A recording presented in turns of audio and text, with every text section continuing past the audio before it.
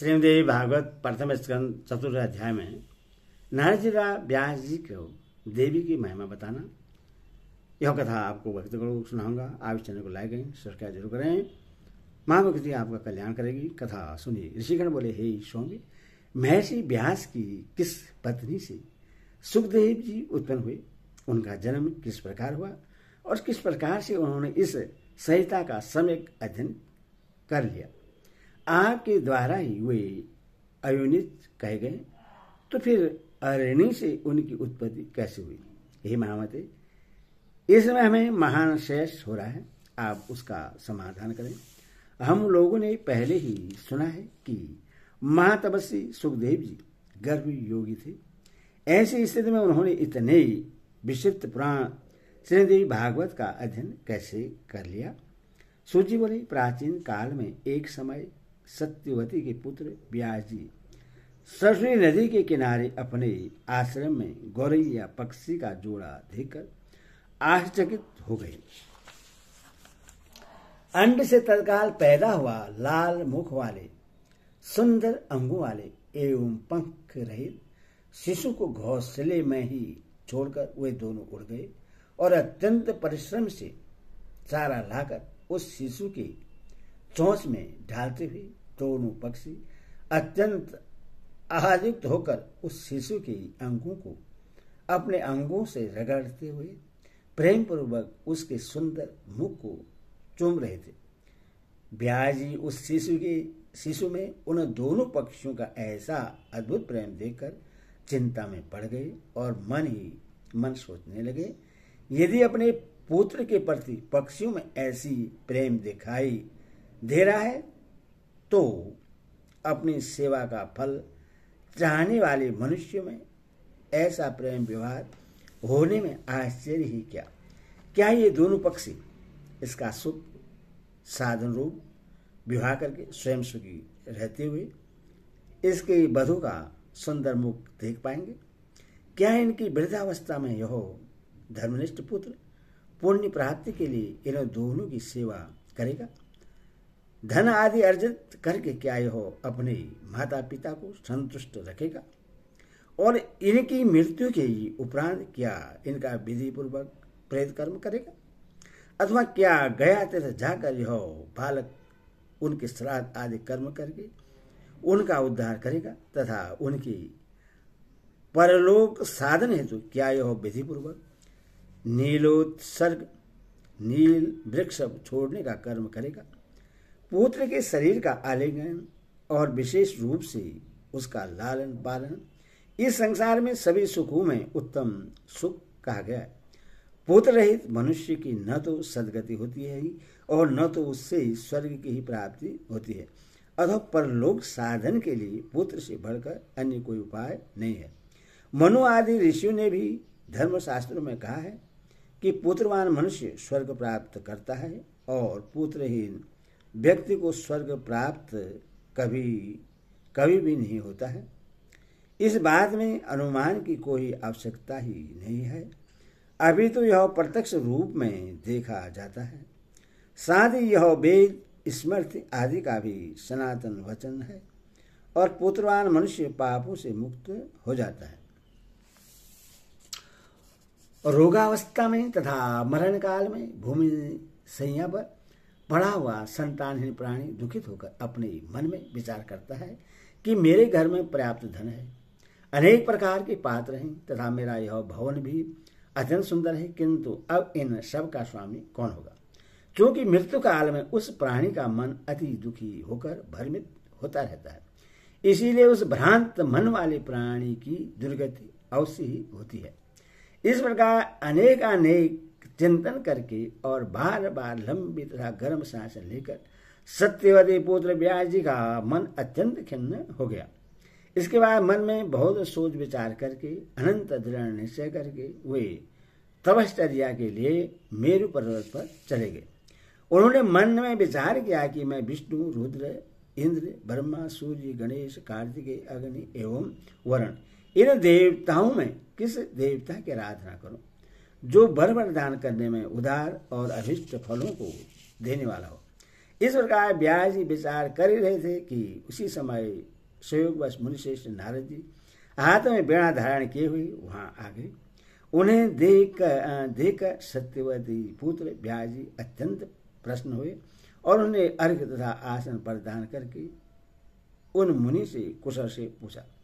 कुशल प्रश्न सुन लेने के पश्चात मुनिवर नारद जी ने पूछा, हे देवपायन, आप किस कारण से चिंताग्रस्त हैं, मुझे बताइए। व्यास जी बोले, संतानहीन व्यक्ति की सदगति नहीं होती और कभी भी उसके मन में सुखानुभूति नहीं होती है। इसी बात को लेकर मैं अत्यंत दुखित हूं और बार बार यही सोचता रहता हूं, मैं अभिलक्षित फल देने वाले किस देवता को अपनी तप साधना से प्रश्न करूं। इसी चिंता में पड़ा हुआ मैं अब इसके समाधान हेतु आपकी शरण में हूं। हे महर्षि, आप सब कुछ जानने वाले हैं। हे कृपाशंकर, आप मुझे शीघ्र ही बताइए कि मैं किस देवता की शरण में जाऊं जो प्रश्न होकर मुझे पुत्र प्रदान कर दे। सूर्य बोले, व्यास जी के द्वारा इस प्रकार पूछे जाने पर वेदवेता तथा महामना महर्षि नारद अत्यंत प्रेम पूर्वक कृष्ण देवपायन से कहने लगे।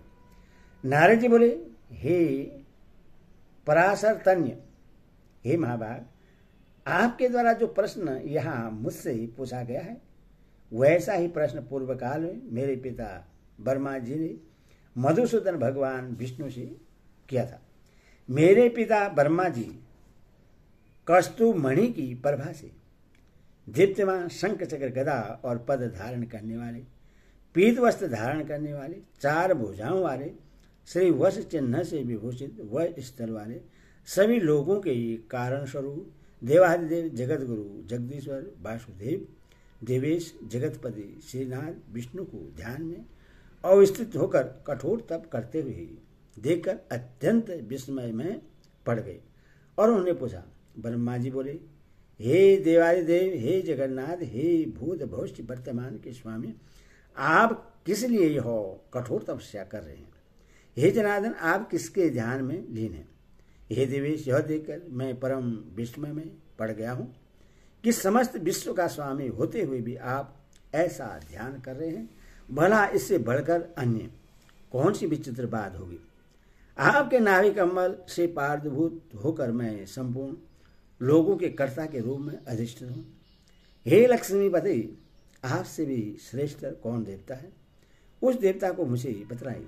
हे जगन्नाथ, मैं तो यही जानता हूं कि आप ही आदि स्वरूप, सबके कारण, निर्माता, पालनकर्ता, सारता सभी कार्यों को संपादित करने वाले हैं।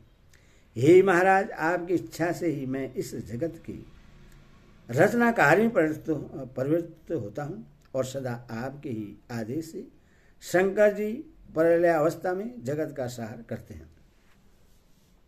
इस आपकी आज्ञा से सूर्य आकाश में नियमित रूप से भ्रमण करता है, शुभ तथा अशुभ हवा चलती है, अग्नि ताप धारण करती है और मेघ वृष्टि करता है।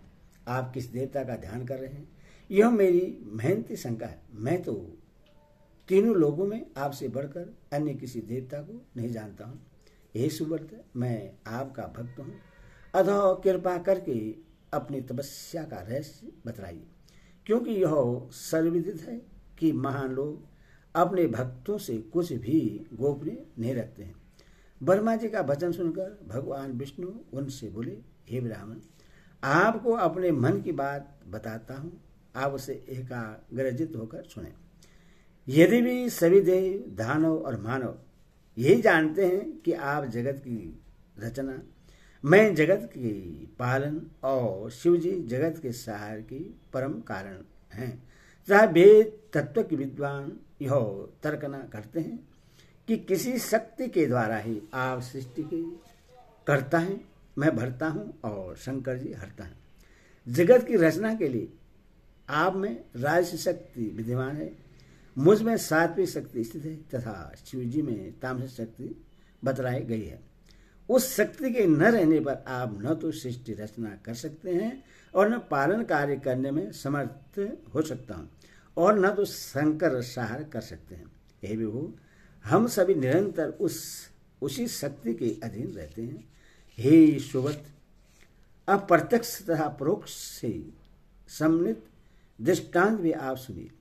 इसमें कोई शेष नहीं है कि मैं परतंत्र होकर शेष संज्ञा पर शयन करता हूं और उसी शक्ति के अधीन होकर समय पर काल का वंशवर्ती होकर मैं शयन से उठता हूं। उसी शक्ति का अवलंबन प्राप्त कर मैं सदा तवश्य चरण करता रहता हूं।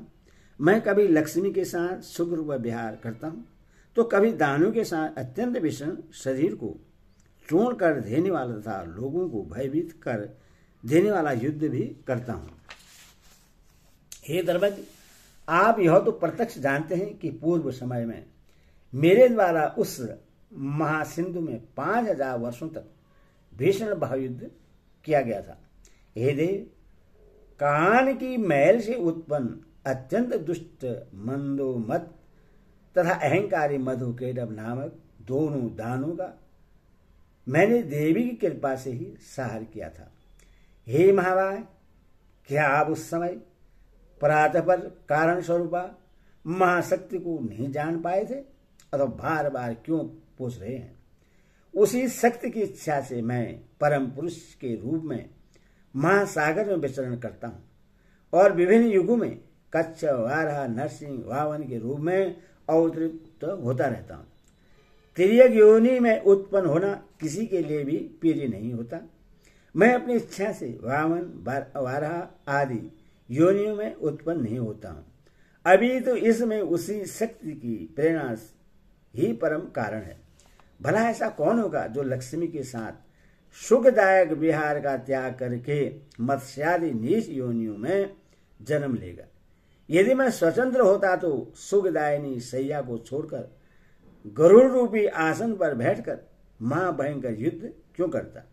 हे अज, प्राचीन काल में बार बार आपके समक्ष ही धनुष की पर्चियां टूट जाने के कारण मेरा सिर छिन्न हो गया था।